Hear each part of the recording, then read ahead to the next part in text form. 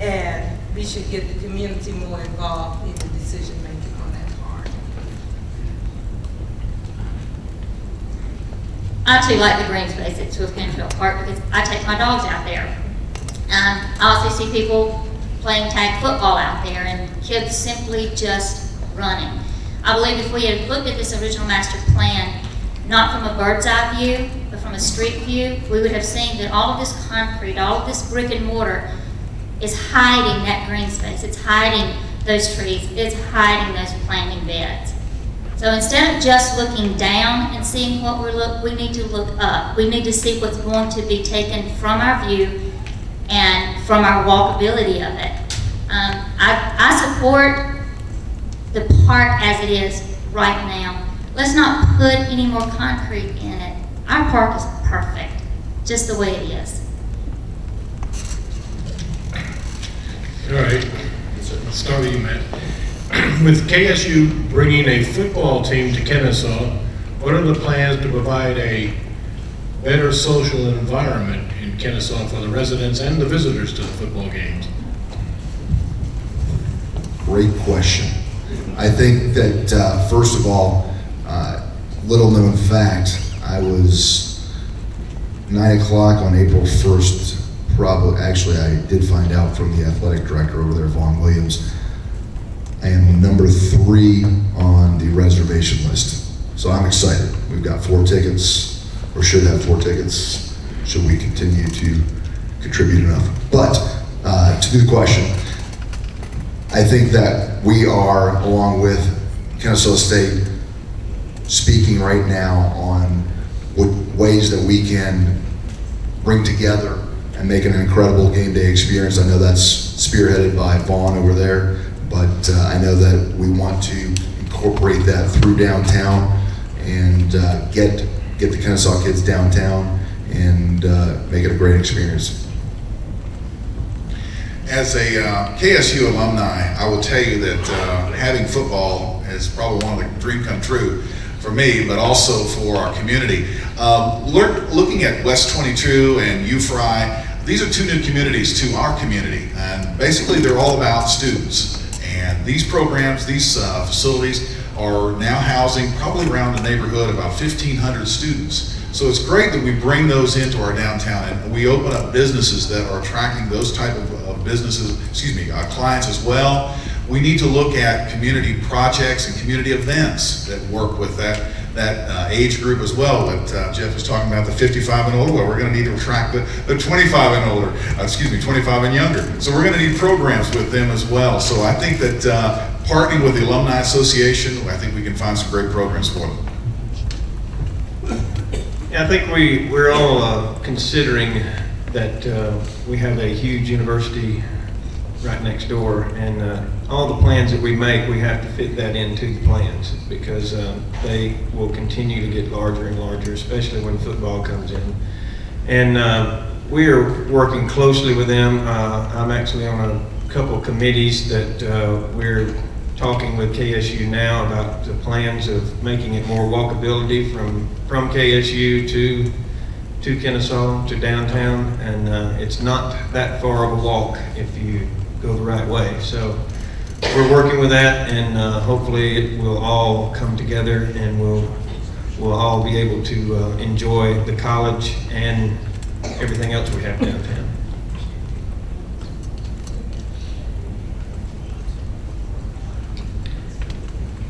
Rob, we got to have something here, obviously, as said, to bring them down here, and I think the good start is the new hamburger establishment that just opened up.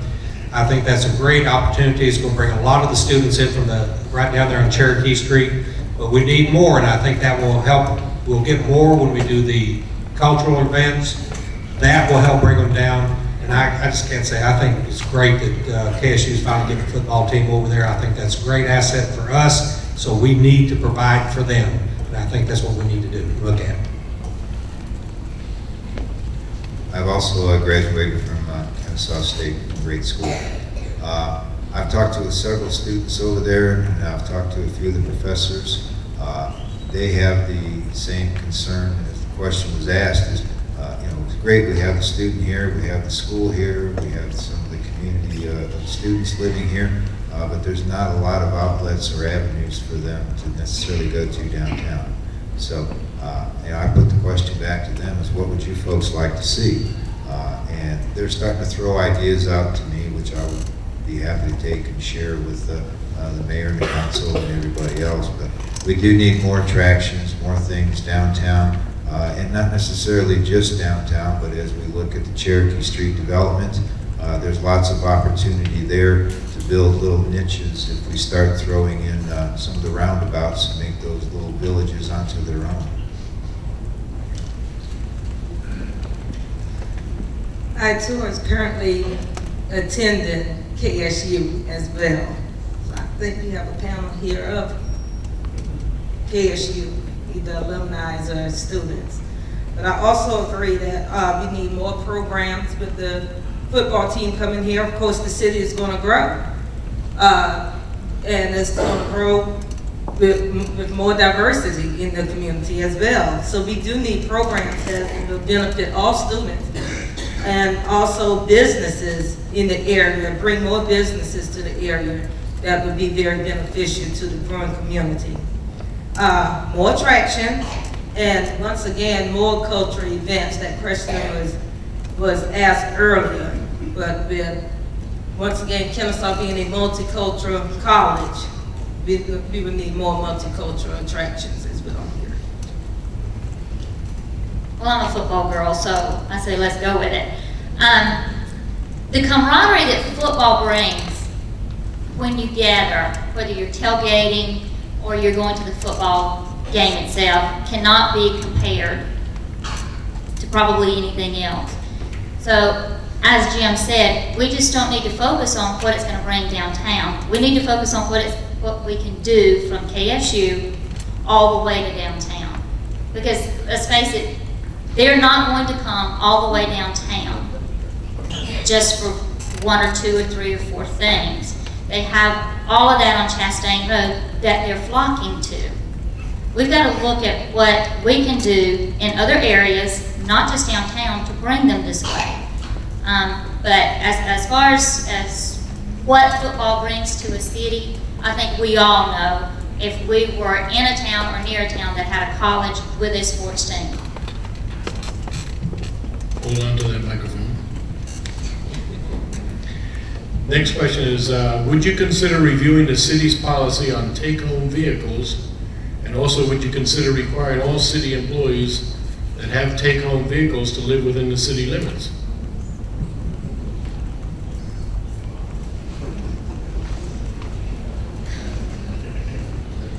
Yes and yes.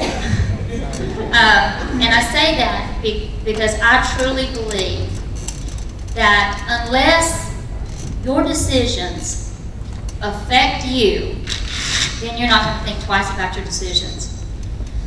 I believe a vested interest in our city means totally that, a vested interest in our city.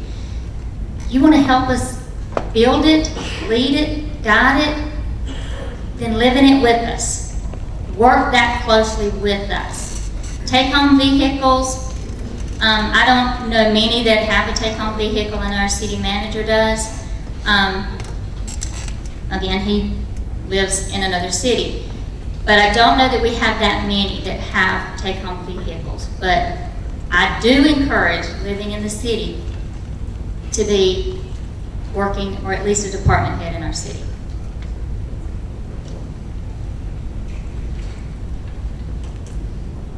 I believe we should go with the experience and the qualification.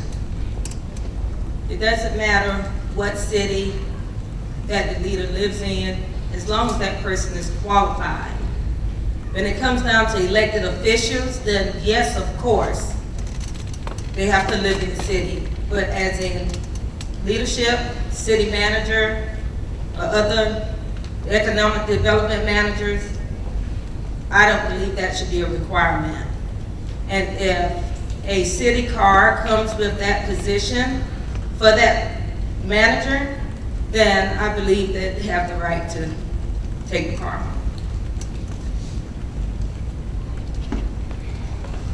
I think it would obviously be beneficial if the folks that worked for the city lived in the city, but that's obviously not possible in all cases. And I concur that we should find the best talent that's available. I think Kennesaw has a lot of adequate housing in any price range you choose, so I would not think that there is necessarily a reason why a person could not live in the city, but I don't necessarily think that's a requirement per se. With regards to a city vehicle, I would say that a lot of businesses are cutting back in half for years on company vehicles, and it should just be part of the expense. If they decide they want to live 10 miles, 20 miles, 30 miles away, then they should be able to drive 10, 20, 30 miles with their own vehicle. Outside that I know of, the city manager has one, but the biggest thing that we put into place years ago was our police officers being able to take home a vehicle. And what it did was cut down on the maintenance of those vehicles, because they take care of the car as if it was their own, because it is. I definitely support for our officers to take home a vehicle. It's cost effective for the city.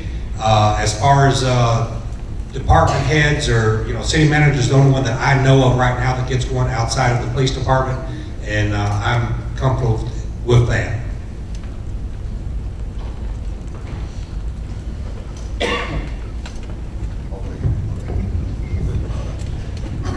I think it would be great if everyone that worked here in the city lived in the city. That's not practical. We obviously need to hire the best, most qualified people to run our city. So obviously, if all things were equal, let's hire somebody that lives within the city limits.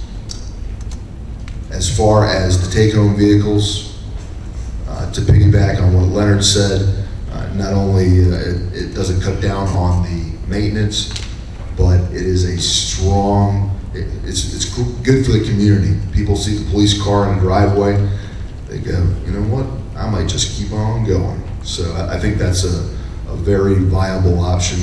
And as far as the city manager, I know that I'm comfortable with that as well. Thank you. Currently, as I understand it, the PD is one of the few departments that has actually a vehicle that takes home. One of the reasons I felt comfortable with that was not only because of the vehicle, as mentioned, maintenance, but really because of the equipment. They're looking after the equipment, and also they're to the ready. If we're needed, they are needed in our city, they can respond within a second's notice. If we need backup, we need extra force, then they're prepared and they have their unit ready to go. So I understand that with the PD officers. In regards to living inside the city, I have always felt that it's important that, especially leadership, be involved and be a part of the community. We as council members see you in our churches, our ball games, and what have you, and it's important what affects the policies we create affects you, it affects us. In the same way with leadership, it should be that way as well. Yes, I think the company vehicles, the way we have them set up now, and the cost efficiency, the way they're set up now, is doing well. And as far as the managers and department heads living in the city, I think that we have some of the most dedicated and committed people working for this city. That it doesn't matter where they live, they are dedicated to what's going on in this city. And the city manager and some of the department heads, they come from wherever they're living at the moment, and they come to the events. They are here late.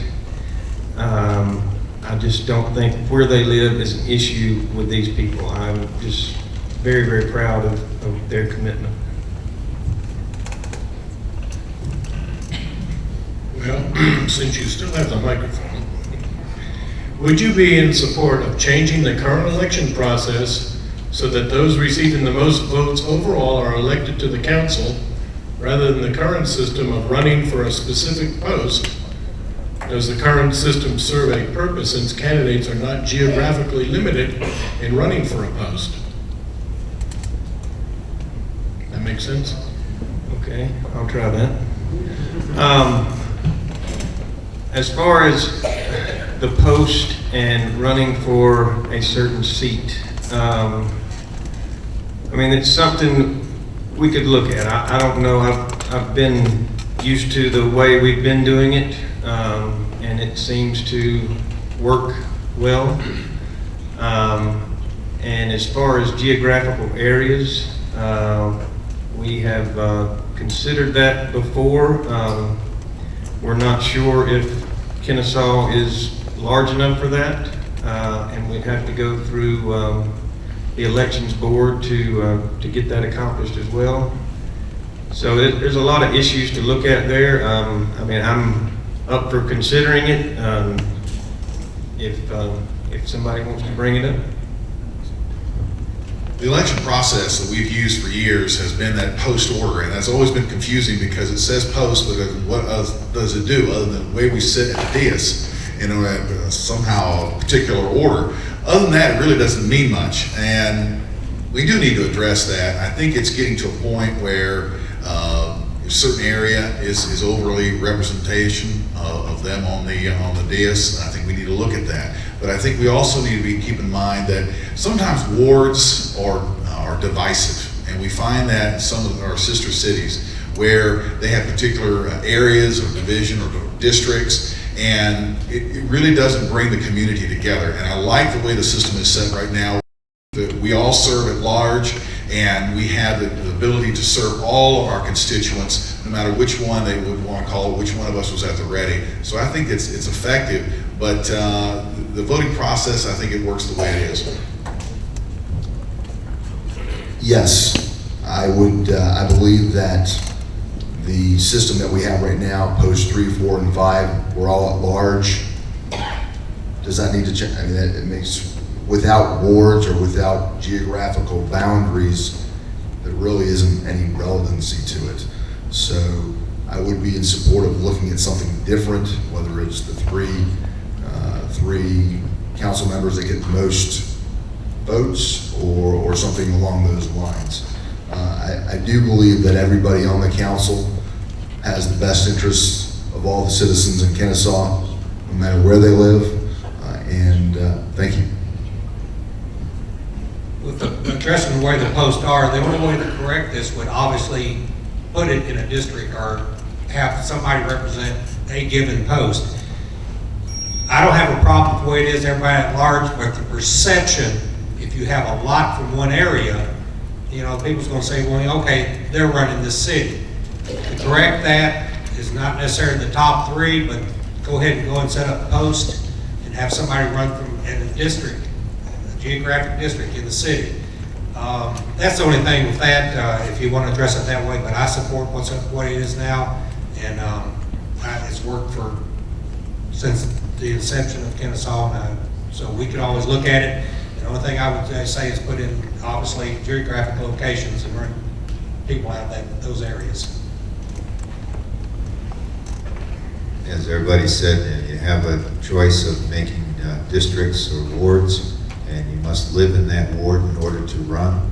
The problem with that is with people being as transient as they are, you may have elections every year that you'd be looking at. I think the representation would probably be better in that aspect. I don't necessarily fault, I think, everybody serving at large. However, I think it should just be the top vote getters take it. It eliminates the perception of a battle.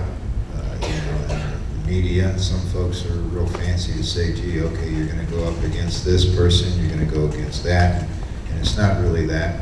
As everybody said, we're all very friendly, we work together, whether we're on the council or not, and take those perceptions away and make it better. We're up here individually now, standing up on our own, and I think it should just be the top vote getters get the top seats.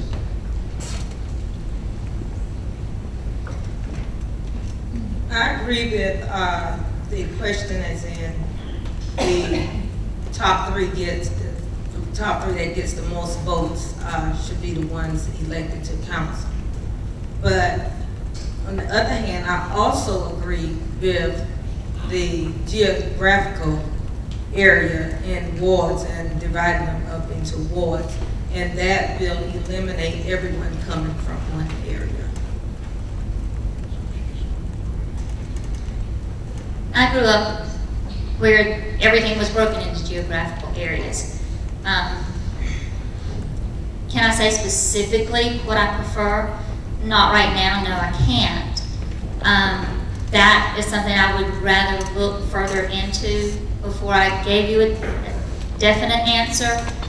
Would I have a problem with the top three? Not if that's how the people wanted it. Would I have a problem with geographical areas? Absolutely not, if that's how the people wanted it. When it boils down at the end of the day, it's up to the people to decide how they want their city run, who they want it run by, and how they want to get to that process of choosing.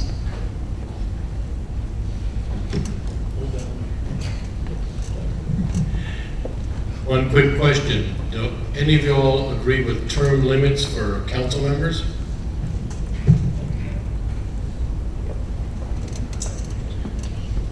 If I've got someone sitting in office that is doing a great job, that's truly serving the people, that is literally making things happen for that city, then I don't want to remove that person. However, on the other hand, if you have someone that isn't doing that, you don't want them to be able to be career politicians either. However, that can all be settled when they show up at the polls.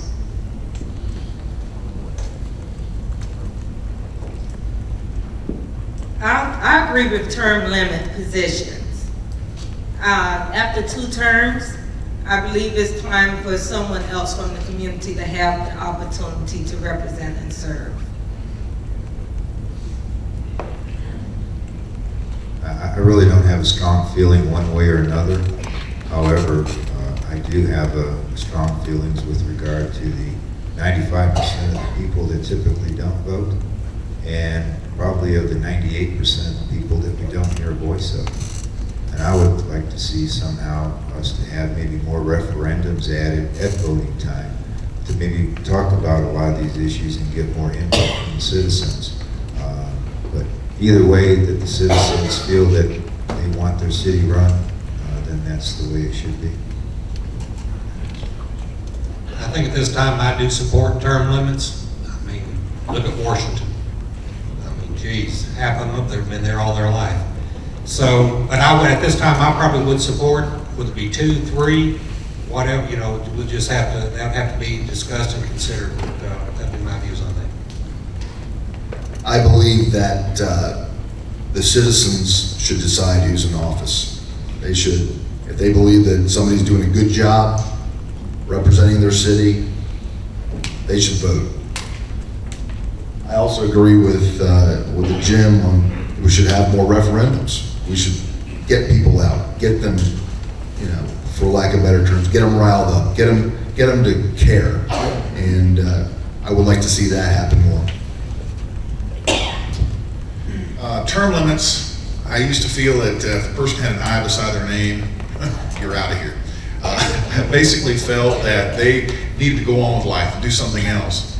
But as I've become more experienced and understanding that there's an investment that the city has put into me or other members of the council, not only for training, but also the experience level that we bring to the table, that of issues that we've encountered in the past, and we bring that information to the table at that experience level, is critical.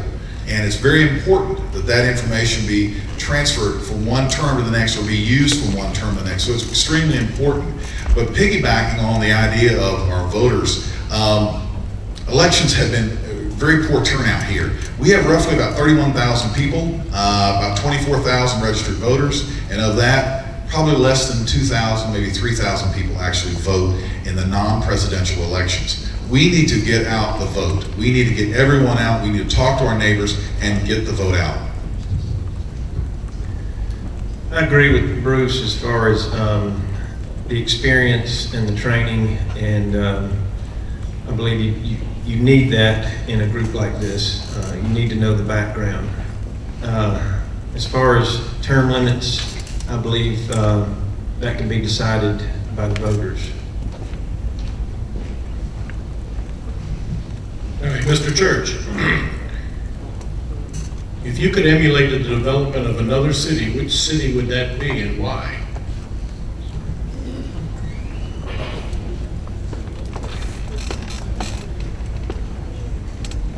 Well, I wish we had a location where we're talking about this. I'm going to pick just from Cobb County. I mean, look what Ackworth has done to what they had. I remember when it was just shells of buildings. They have done a great job. I wish we had the space that they have to do what they did. Then look at Smyrna. Smyrna took a beat-up town and turned it into a great city with a big city mall there. I'd love to take parts from both of those towns and be able to put them and set them right down here.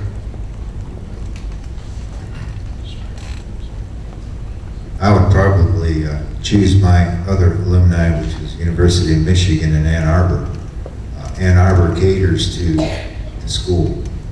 And Ann Arbor, downtown Ann Arbor, there is something to do for everybody at any time of the day or night, 7 days a week, 365 days a year. We have a college, which is the third largest college in the state right now, and growing.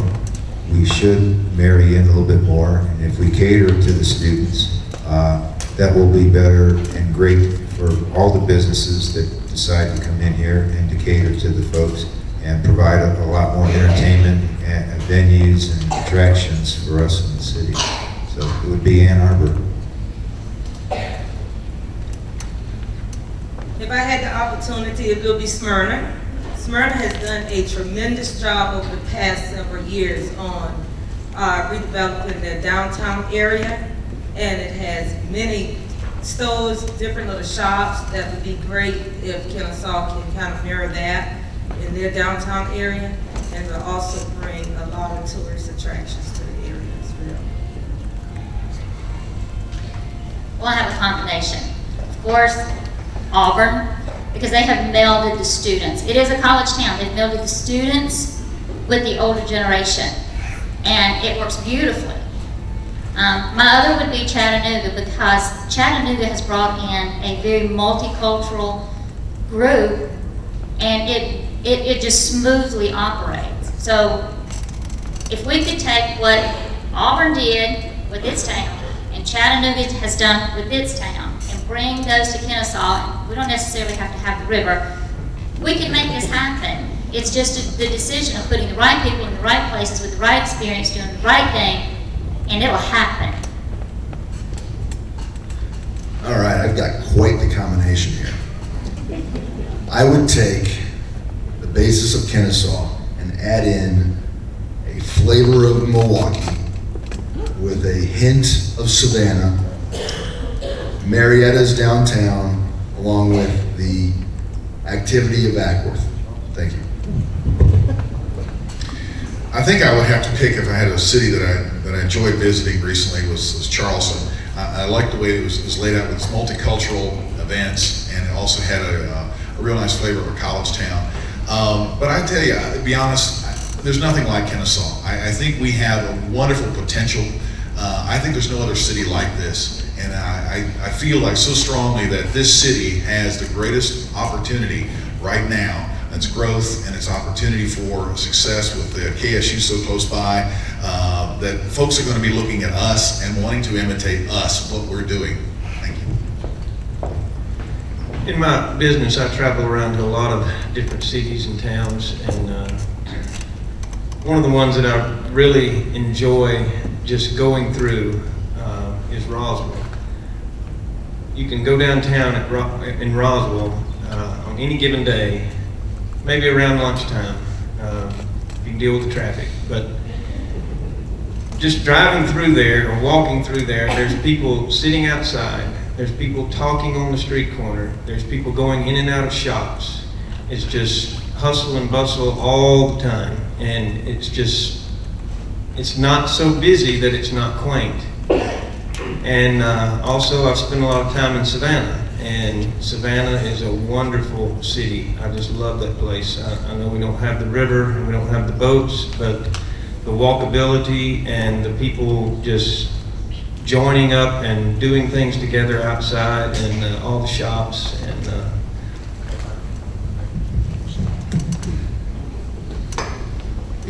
By a show of hands, is anyone interested in banning smoking?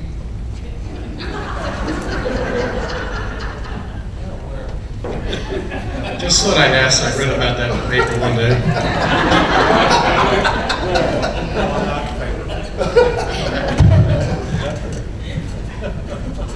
Time's up.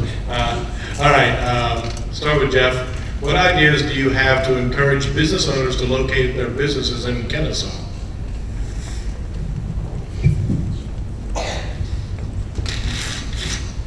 Well, the Economic Development Department works very hard at drawing businesses to downtown and to Kennesaw in general.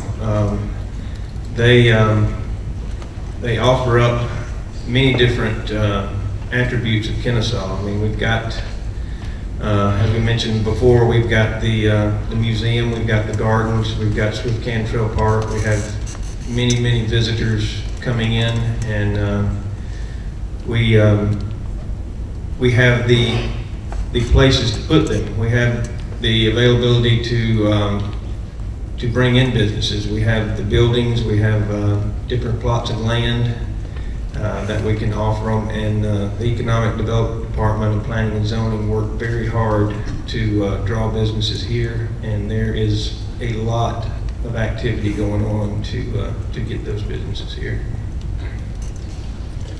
During my first term, we in the Economic Development Department worked on something called an Economic Development Toolbox. And in that, we put in incentives like the business license abatement, which basically pushes the business license fee back. And if you know much about business licenses, what that is prorated on your gross income. Also service fees. If you're actually building something, we can look at service fees and either remove those or abate those, push those back for a later time once your business gets on its feet. So some things we can do. Tax incentives we really can't do, but I will tell you that the Economic Development Department, what we need is working with developers, a stronger hand working with the real estate agents and giving them an opportunity to bring new clients to our city. This is a topic near and dear to me. I think it's critical that we continue to bring new businesses in, of course, while retaining the businesses we have. And how do we do that? We do that by incentivizing, and incentives don't necessarily mean money or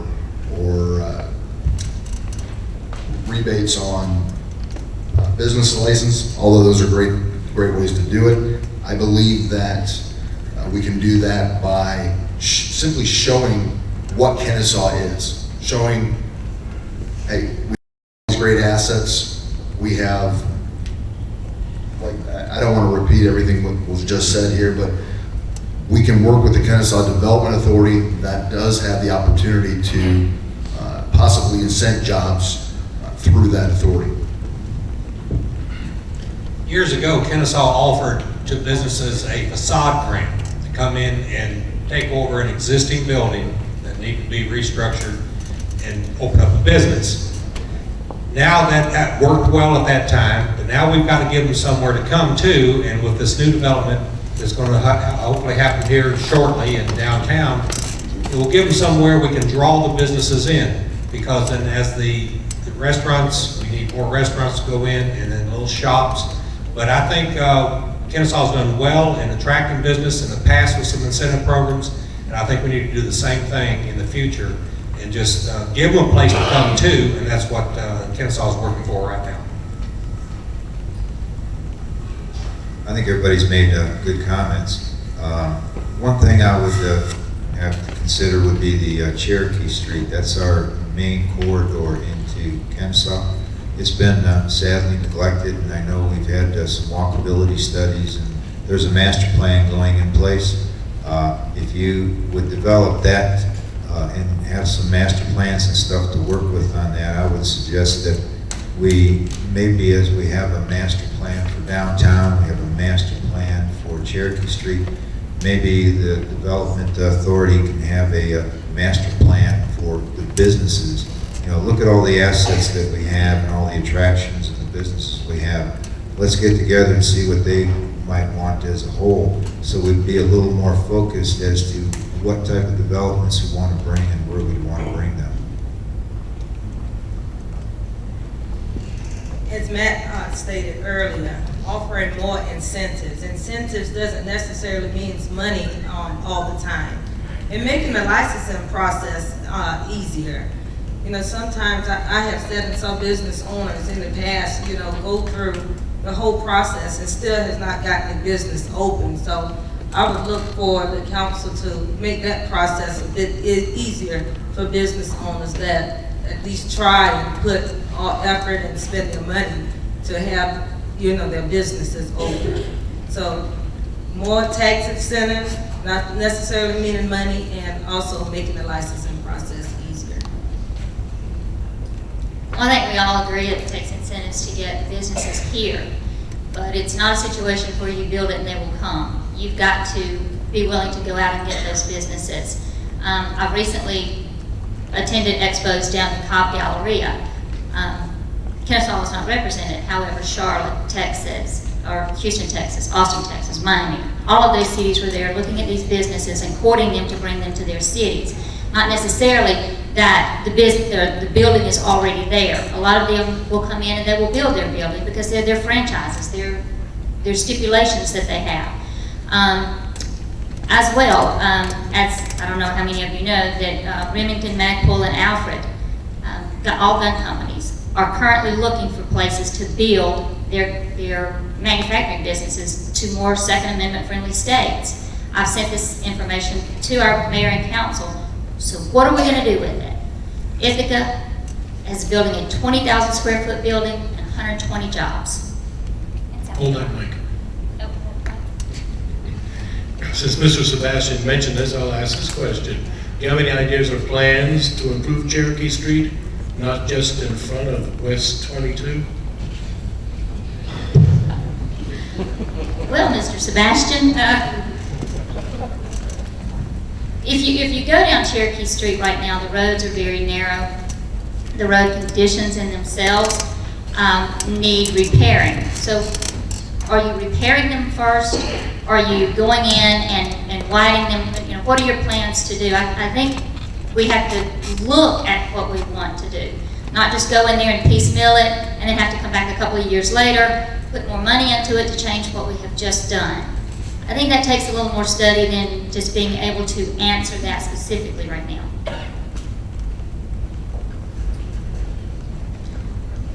I don't have an answer for that right now as well. I think that area needs a little bit more studying on, and then we can move forward. Since this was my fault. The study that was done last November had provided about, I think, a 96, 97 page write-up. It is on the city website. There are a lot of examples. They've gone through and photoshopped what the areas could look like versus what they look like today. One of the main features that I saw that I really liked was roundabouts. Not only does it allow for better flow of traffic, but it also cosmetically makes things look very, very nice, and it keeps the traffic slow. In the roundabouts, most of those roundabouts, even with the right-of-ways that we have, we can run 20, 25,000 cars a day through a roundabout on just 2 lanes versus 4. Several years ago, Cherokee Street was on the plan for widening. It was going to be 3 lanes, have a turn lane, and it was approved in the T-Splost. However, funding had to be moved around, and that was put on the back burner. But my understanding is, if I got this right, it is back on the burner for improvement, and I'm hoping it's going to be for the 3rd lane, which is much needed for Cherokee and our main entrance into Kennesaw. Yes, we do have plans for reworking Cherokee Street, and we started there at West 22 because of course, the development, and that's been a very good improvement. There'll be with the traffic signal and all of that, and there are plans to continue on. Of course, there's funding issues. We've tried to get money through SPLOST. We've tried different ways to fund it, and I believe that our Public Works Director is working on that now to try to determine which area we will move to next. I don't believe that it'll be a full-fledged project as the way Giles Road was done. I think it will have to be done in phases. Cherokee Road definitely needs attention. It has been left for way too long. It is a gateway, a major gateway into our city, and it does need to be addressed, not only with the Living Centers initiative, with giving sidewalks and lighting, period lighting, but also obviously the traffic flow, getting that third lane in there that is covered under the SPLOST. Currently, as I understood it, that we're finishing up with Giles Road project, and then that's going to be our next step on that. We have gone ahead and moved the community house. If you notice, that was repositioned with the realignment of Sardis and Cherokee, making that more of a continuity or flow of traffic from Cherokee straight through, if you wanted to come right up to Main Street via Sardis Road. So it's in the process, but yes, definitely that needs to be paramount on our next step. All great comments up here, and very important. Like Bruce said, it's a gateway to the city. This area needs to get through with the study. We need to implement what is found, whether it be lighting, so people can walk there at night, feel comfortable, feel safe. If you're gonna walk there, you're gonna need wider sidewalks. We're gonna need everything that would come into effect here. The lighting similar to Wade Green Road when you hit Cherokee County. I think most people know what that looks like at night now. I think that's a very, very good thing to replicate. I think the third lane would be fantastic wherever possible, and we just need to do everything we can to do that, and as quickly as possible. Thank you.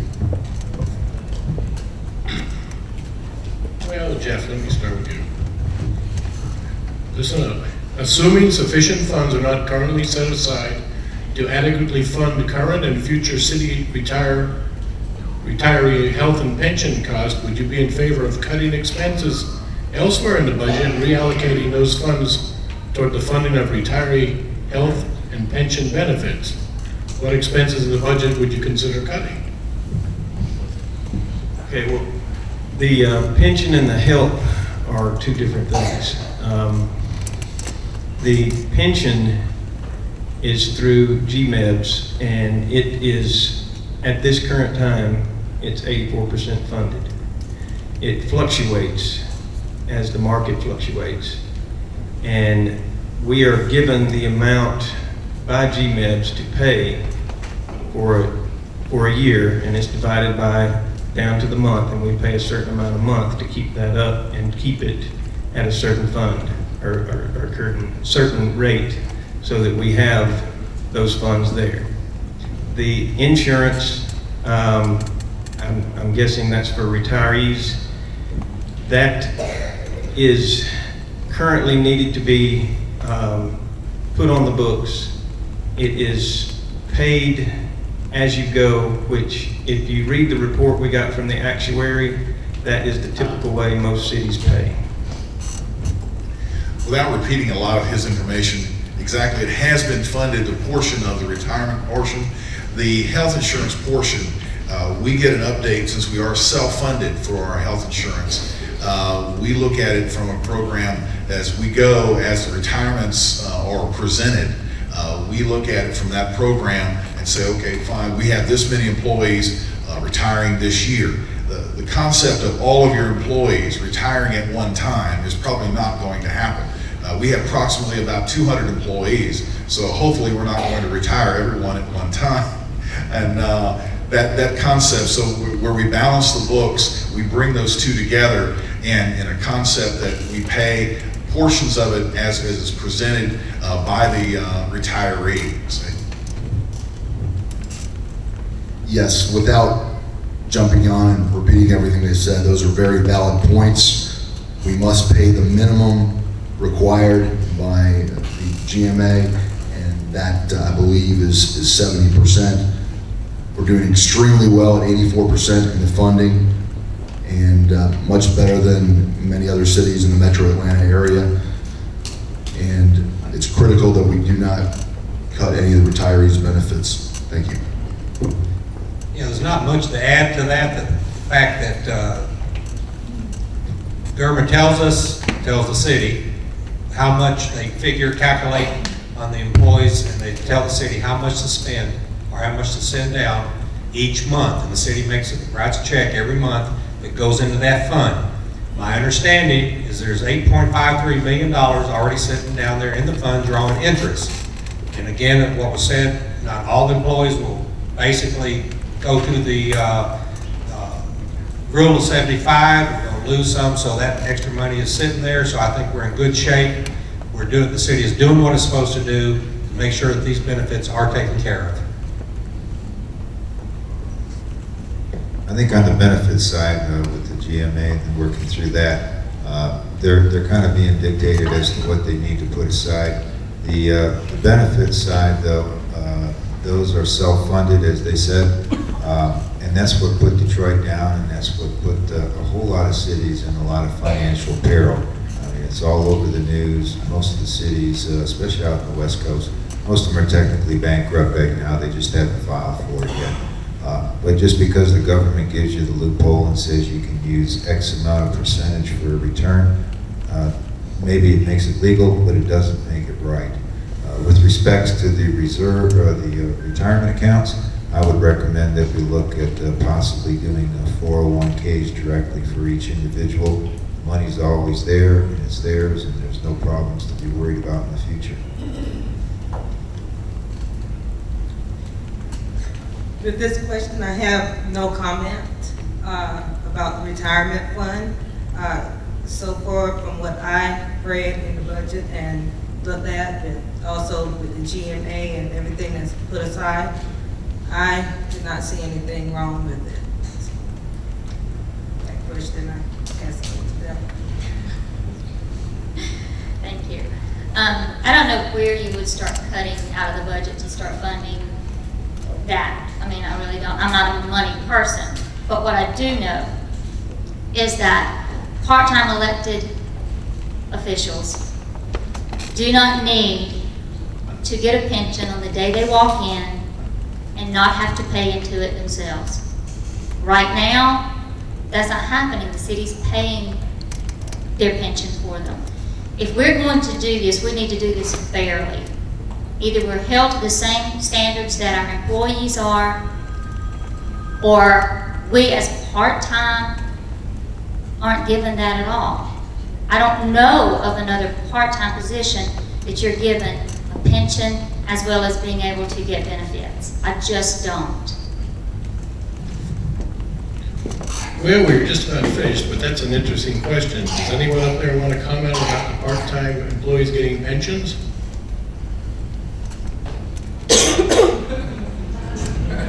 Never heard it so quiet. Yeah, I'll comment. I think if you look at the pensions of part-time employees or part-time elected officials, it's very minute compared to the pension plan, and I don't necessarily say that I'm for or against it, but you do have, and I was one of those, that you do have part-time government workers that work for the National Guard and the reserves. They are part-time, they work 2 weekends a month and 2 weeks out of the year.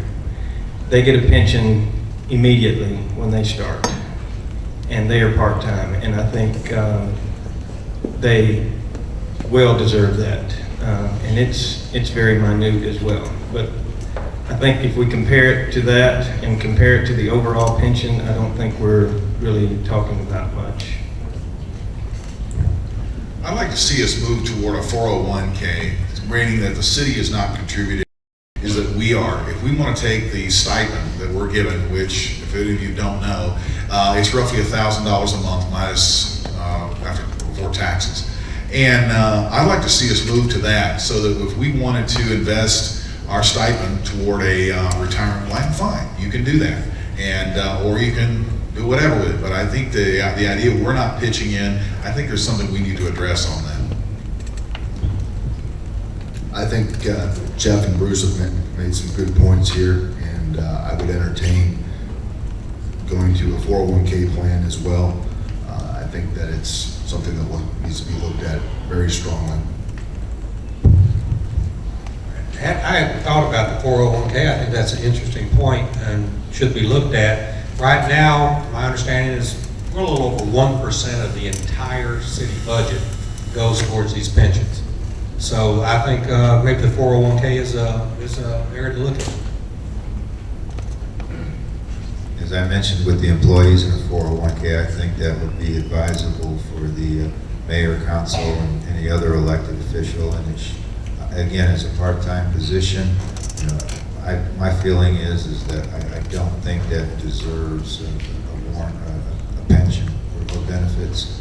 I mean, you're supposed to be here to take and serve and to offer your services and expertise and talents and knowledge to the city. You know, it's not a place. You know, I don't want to see Kennesaw become another place just like the big governments where everybody makes a career out of it. And so maybe that's coupled in with the term limits and some other issues that come up. And again, maybe that's something that should be on a referendum the next time we come around to vote.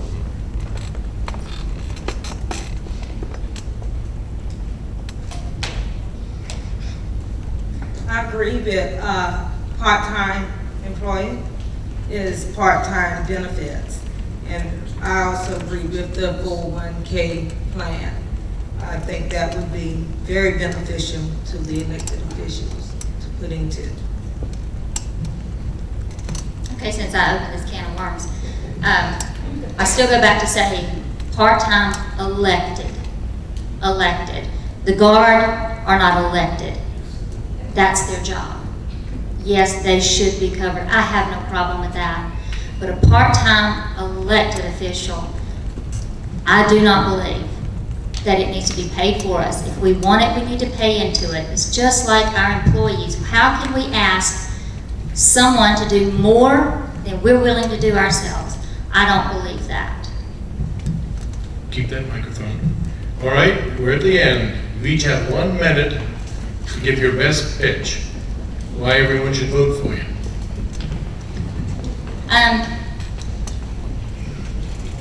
I know no other thing to do but serve. It was the way I grew up. I'm Southern Baptist preacher's daughter. We were taught that from birth.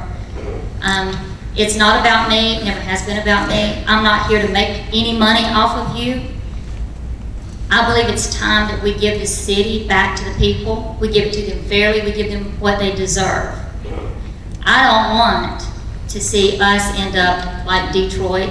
I don't even want to see us have the same problems that National does. And the only thing that is separating us from Washington, D.C. is the fact that we are not on television. I would like to thank each and every one of you tonight for taking the time out of your schedule to come out this evening to hear my motivation for running for this election. I tried to run a clean campaign. I did not attack my opponents or the integrity of the other candidates. I never made this race personal because it's not about personal agendas, it's about the betterment of Kennesaw. I want to see Kennesaw move forward in a direction to become the best city. It's time for the people of Kennesaw to rise up. So when you go to the polls on November the 5th and you look at the candidates, for post 3, go to the last name on the ballot and check Bridget Washington, the one who brings integrity, diversity, accountability, responsibility, and productivity to the community. Thank you. I'd also like to thank everybody again and the homeowners associations for putting this out and all of your interest. This forum has provided everybody a quick snapshot of all the candidates. And I'd suggest that if you need to know more, everybody has websites, all of us do. Mine's alexsebastian.com.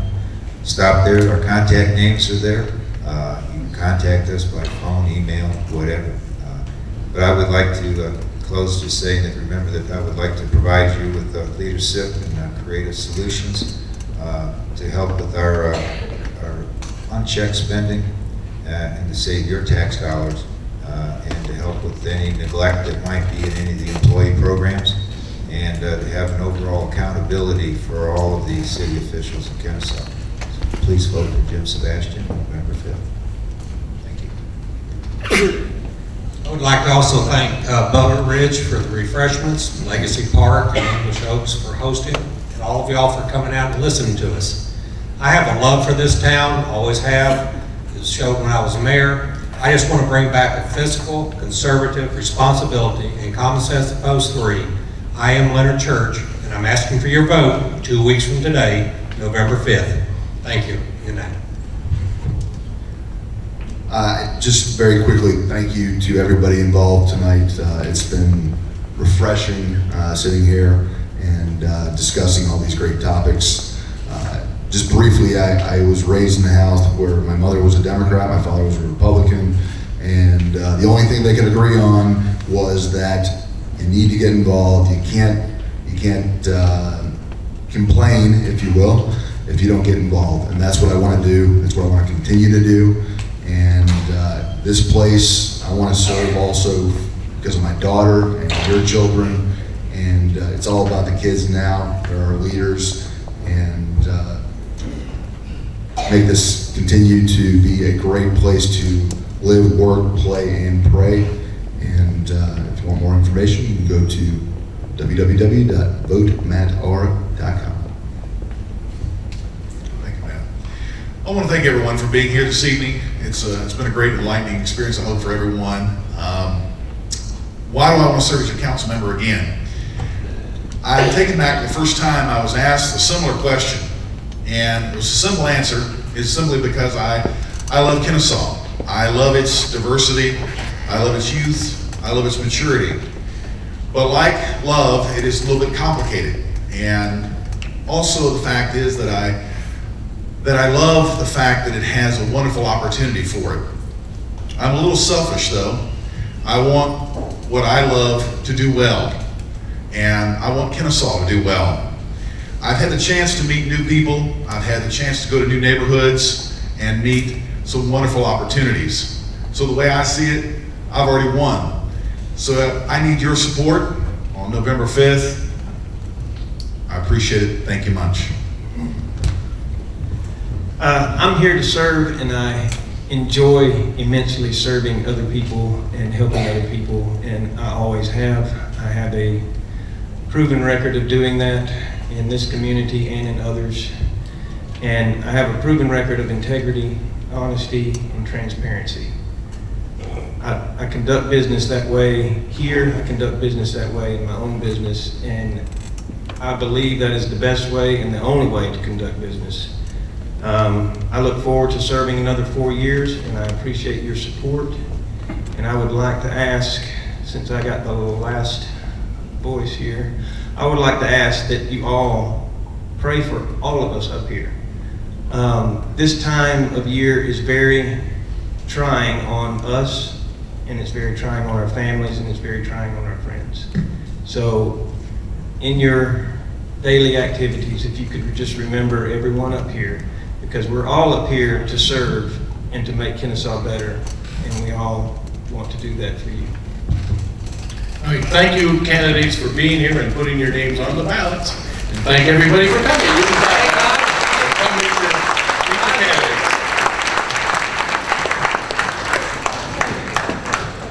If you can all just give the candidates 5 minutes. They've been sitting up here answering our questions and talking to us for the last 2 hours. Been through a couple of all of